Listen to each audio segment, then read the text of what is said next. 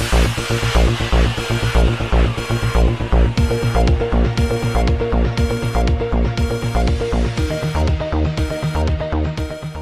اللہ الرحمن الرحیم۔ السلام علیکم ناظرین، لاہور میں لاک ڈاؤن کے دوران بے گھر منشیات کے عادی افراد کے لیے خوراک اور پانی کی فراہمی کا سلسلہ جاری ہے۔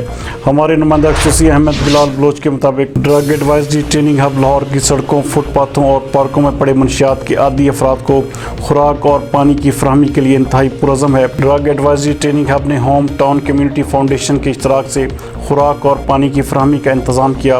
کنسلٹنٹ انسداد منشیات مہم سید ذوالفقار حسین شاہ، ماہر تعلیم عامر محمود شیخ نے خوراک اور پانی تقسیم کیا، جبکہ director coordination Adeer Rashid, incharge school program Syed Mohsin Nisar Hussain بھی اس موقع پر موجود تھے۔ ریگل چوک، Mall Road, Garhi Shahu, Mozang, G T Road کے علاقے میں کھانا اور پانی تقسیم کیا گیا۔ اس موقع پر کنسلٹنٹ انسداد منشیات مہم سید ذوالفقار حسین شاہ کا کہنا تھا کہ 300 سے زائد بیوہ اور مستحق خاندانوں کو راشن بھی تقسیم کیا جا چکا ہے، جبکہ شہر کے 120 مقامات پر نشے کے عادی افراد کے ڈیرے ہیں۔